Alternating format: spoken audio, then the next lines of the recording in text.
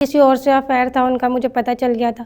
मैंने मना किया था बात करने के लिए, तो मुझे बहुत मारते थे, पानी डालते थे सर्दियों में ठंडा ठंडा, और बेलन मतलब जो भी हाथ पड़ जाता था उसी से मारते थे। तो अब जो आपका हस्बैंड है, तो आपने जब उसका दूसरा अफेयर पकड़ा तो आपने ये नहीं पूछा कि भाई तूने मेरे से शादी क्यों करी जब तेरे को दूसरी ही शादी वो करनी ना थी? हाँ मतलब वो कुछ बताते नहीं थे, बस वो ये भी नहीं कहना चाहते थे कि मुझे छोड़ना है। वो मतलब उससे भी रखना चाहते हैं, मुझे भी रखना चाहते हैं। कभी पुलिस में नहीं गए कि अब मेरे साथ ऐसा ऐसा हो रहा है, उसको पकड़ो? या फिर मैं पुलिस में गई थी, उन्होंने बोला कि मैं अब नहीं करूँगा ऐसा। एक दो बार गई थी तो पुलिस वाले भी कुछ नहीं करते, छोड़ देते हैं। तो मतलब आपका ना पति आपके साथ आपको रखना चाहता है, ना सास आपको कोई रखना भी नहीं चाहती है? रखना चाहता। मेरी सास भी मुझसे कहती है मैंने तुम लोगों का ठेका ले रखा है, और मेरे हस्बैंड कहते हैं कि तू मरे चाहे तेरी औलाद मरे, मुझे कोई लेना देना नहीं है। बहुत मारते थे, इसलिए मैं भी नहीं रहना चाहती अब उनके साथ।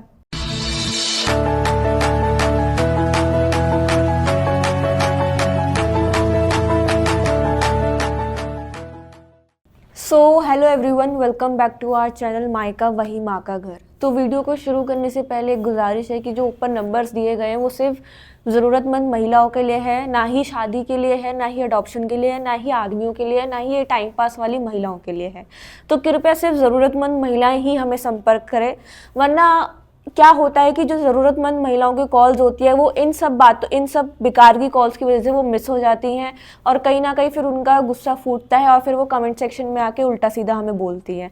तो बेटर है कि आप जैसे लोग दूर रहें जो टाइम पास करने के लिए कॉल कर रहे हैं या फिर शादी और अडॉप्शन के लिए कर रहे हैं। अदरवाइज अब जो है साइबर क्राइम अब बहुत ज़्यादा बढ़ गया है, और साइबर क्राइम के पोर्टल पे हम ऑनलाइन रजिस्टर भी कर सकते हैं कंप्लेंट। सारी कंप्लेंट सारे नंबर मैं आपके वहाँ पे दे दूँगी, फिर आप अपने आप देख लेना कि क्या करना है, क्योंकि ऐसे कॉल्स बहुत परेशान कर रही हैं। जबकि हमने इतना साफ साफ लिखा हुआ है कि शादी और अडॉप्शन के लिए यहाँ पे कॉल ना करें, और फिर भी वो कॉल्स आती है जानबूझ कर। आप सीधा नंबर साइबर क्राइम में जाएंगे और फिर सीधा पुलिस आपसे निपटेगी। तो वीडियो को आगे बढ़ाते हैं। आज हमारे साथ एक महिला है जिन्होंने अपना नाम और चेहरा गुप्त रखा है, तो आइए जानते हैं कि इनके साथ ऐसा क्या हुआ कि इन्हें मायका महिला आश्रम का सहारा लेना पड़ा। तो नमस्ते मैम। तो आपके साथ ऐसा क्या हुआ कि आपको मतलब मायका महिला आश्रम में पनाह लेनी पड़ी? मैम मेरे हस्बैंड ने दूसरी शादी कर ली है। मेरी लव मैरिज हुई थी, तो मतलब मैं उनको पसंद नहीं करती थी, तो ज़बरदस्ती हमारी शादी हुई थी। मतलब उन्होंने पहले ज़बरदस्ती किया था, इसलिए मैंने सोचा कि मैं इन्हीं से शादी करूँगी, तो मैंने शादी की थी। अभी आपने बोला लव मैरिज हुई है, मगर आप पसंद नहीं करते थे उन्हें, तो हाँ, फिर लव नहीं मैरिज करती कैसे हुई? बस ऐसी फिर बात चालू हो गई थी, मैंने की थी, फिर मान गई थी शादी के लिए, तो मैंने शादी की थी। भाग के शादी की थी, मेरे घर वालों को पता नहीं था। मेरे घर वालों ने केस भी किया था इन लोगों के ऊपर, 1 साल तक ये जेल में भी रहे थे। इन्होंने बोला भी था कि मुझे तुझसे ही शादी करनी है। मैंने मना भी किया था, मैं नहीं करूँगी, आप अपने घर चले जाओ, मैं अपने घर पे हूँ। इन्होंने बोला नहीं मुझे करनी है तुझसे शादी, मैं नहीं रह पाऊँगा तेरे बिना, ये है वो है। फिर ये जेल से छूट के आए थे, ये 15 महीने रहे थे वहाँ पे। फिर उसके बाद में इन्होंने मतलब आके कोर्ट मैरिज किया था, शादी हो गई थी हमारी। अब उसके बाद में फिर से चले गए, मतलब किसी और से अफेयर था उनका, मुझे पता चल गया था।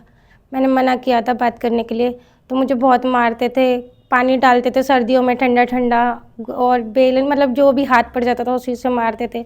गला दबा देते थे, कहते थे चली जा मुझे छोड़ के, तो मैं तुझे भी मार दूंगा, तेरे बच्चे को भी मार दूंगा। मेरा बच्चा है 3 साल का। तो जब आपके हस्बैंड जेल से छूटे थे और जब आपने कोर्ट मैरिज करी, तो आपके माँ बाप को पता था कि आपने कोर्ट मैरिज करी है? नहीं, मेरे मम्मी पापा को नहीं पता था। तो अब जब आपकी शादी हो गई तो आपके मायके वाले आपका साथ दे रहे हैं?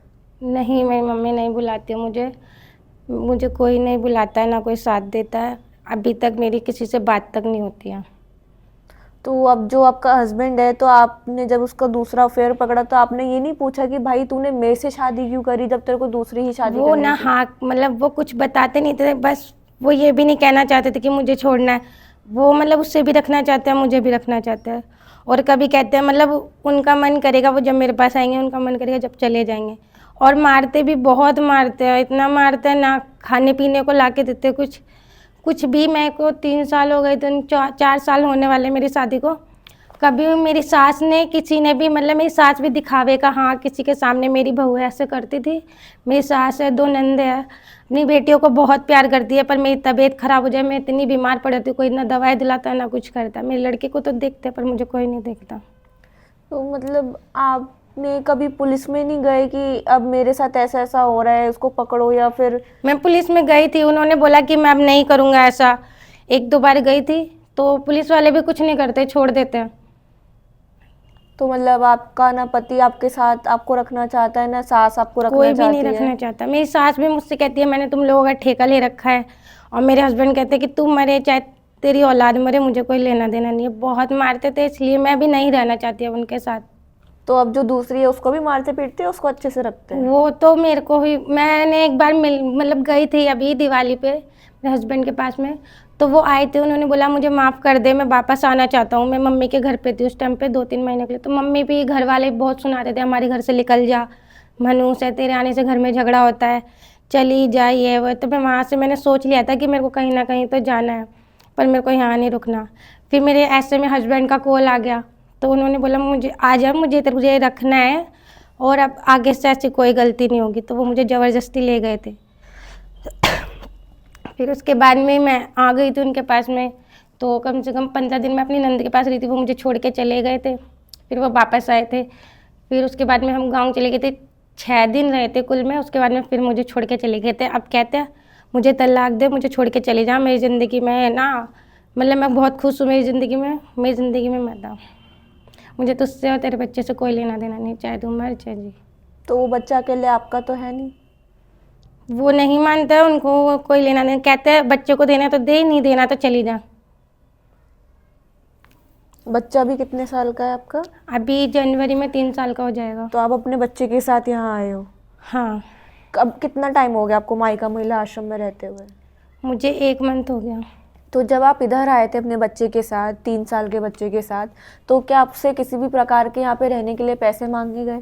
नहीं, 1 रुपया भी नहीं मांगा, और यहाँ पे सारी सुविधाएं, बहुत अच्छे से रहती है महिला, और बहुत अच्छा लगता है यहाँ पे। और जैसा अपनापन है ना घर वालों से नहीं मिलता, वहाँ पे यहाँ पे मिलता है। अब बात भी करने में, लेडीज़ों से बात करने में बहुत अच्छा लगता है। मुझे तो मेरे घर वालों से ज़्यादा यहाँ के लोग पसंद हैं।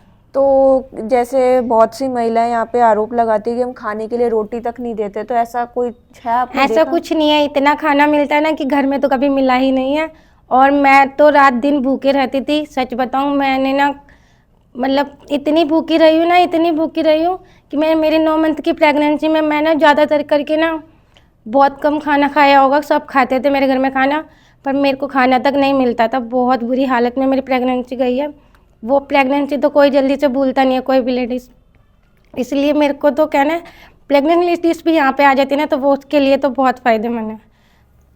और मैं तो जैसे यहाँ पे अभी बहुत खुश आपका हूँ। बच्चा छोटा है तो उसको दूध वगैरह, जो उसको पोषण की चीजें होती है, वो सब दी जाती हैं यहाँ पे? हाँ, तो जो भी महिलाएं यहाँ से रह के गई हैं और बहुत गलत गलत बोलती है आश्रम के लिए, हालांकि उनके कमेंट से हमें कोई लेना देना नहीं है, मगर आप 2-3 दिन रह के गए और आपके साथ क्या हुआ क्या नहीं मुझे नहीं पता, मगर आपको कोई हक नहीं बनता कि आप आश्रम के बारे में ये सब बोलो। अरे भाई, हमने आश्रम इतना बड़ा खोला है तो हम रोटी नहीं देंगे, खाने को खाना नहीं देंगे, भूखा मारेंगे? अगर हमने ऐसा किया है तो आपने पुलिस में कंप्लेंट क्यों नहीं करी हमारी? अगर हमने ऐसा किया तो आपने सोशल मीडिया पे वीडियो क्यों नहीं डाली हमारी? आप लोग झूठ बोलने से पहले 10 बार नहीं सोचते, और जब इधर आना होता है तब आप एकदम से आ जाते हो और कहते हो कि हमें तो ज़रूरत है और आपको रहना है। हम तो रख लेते हैं क्योंकि हम तो सेवा कर रहे हैं, मगर यहाँ से जाने के बाद आपके लिए ये आश्रम बिल्कुल खराब हो जाता है। आप आश्रम की इतनी बुराइयां करते हो। और पहला, आपने कभी ऐसा देखा कि हम महिलाओं को बोल रहे हैं कि नहीं वापस जा वापस जा वापस जा, घर नहीं, जाने के लिए यहाँ पे फोर्स सब करते अपनी हैं? मर्जी से आते हैं और मर्जी से जाते हैं। तो और जो यहाँ पे तो पहली बार कोई लेडीज आती है ना, तो जो लेडीज होगी खराब वो ही बोल सकती है, बाकी तो यहाँ पे सब सुविधाएं, हर चीज़ मिलती है टाइम पे। मुझे बहुत अच्छा लगता है, यहाँ की लेडीज़ों को भी बहुत अच्छा लगता है। बाकी पता नहीं कौन लेडीज है जैसे बोलती है। तो जो लेडीज ये कहती है ना कि हम जबरदस्ती घर भेजते हैं, जांच पड़ताल नहीं करते, भाई जांच पड़ताल करने का हमारा कोई वो नहीं बनता, हम जांच पड़ताल करने वाले नहीं है। ये एनजीओ है, एनजीओ में महिला अगर आना चाहती है और रहना चाहती है तो रह सकती है। हम इन्वेस्टिगेशन नहीं करते हैं, ये बहुत क्लियर कट वाली बात है कि हम इन्वेस्टिगेशन नहीं करते। अगर महिला यहाँ से वापस जा रही है, अपनी मर्जी से जा रही है ना, हमने धक्का मार के तो नहीं निकाला ना, तो उसके बाद आप कैसे रह रहे हो कैसे नहीं रह रहे हो वो इन्वेस्टिगेशन हम थोड़ी ना करेंगे। हाँ, अगर आपको दोबारा से कोई प्रॉब्लम है तो आप दोबारा आके रह सकते हो, वो कोई इशू नहीं है। तो आप लोग हमसे उतनी ही चीज़ों का वो रखो जितना हम कर सकते हो, जितना हमारे दायरे में है। इन्वेस्टिगेशन करना हमारा काम नहीं है, वो पुलिस का काम है। अगर आपके साथ यहाँ से जाने के बाद कुछ गलत हुआ है तो आप पुलिस में जाइए, और अगर आपको वापस से यहाँ पे आके रहना है तो कोई इशू नहीं है, आप वापस से इंचार्ज से बात करिए, कॉल करिए, दोबारा से आप आके रह सकते हो, कोई इशू नहीं। हमने तो कभी मना ही नहीं किया दोबारा वापस आने के लिए।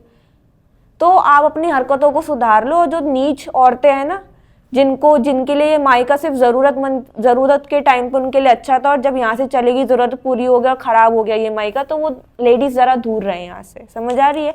मुझे बिल्कुल पसंद नहीं कि आप मायका के बारे में कुछ भी बोलो। तो मैं वीडियो को यही समाप्त करती हूँ, और अगर वीडियो अच्छी लगी हो तो लाइक और शेयर ज़रूर करें, और चैनल को सब्सक्राइब करना मत भूलिएगा। धन्यवाद।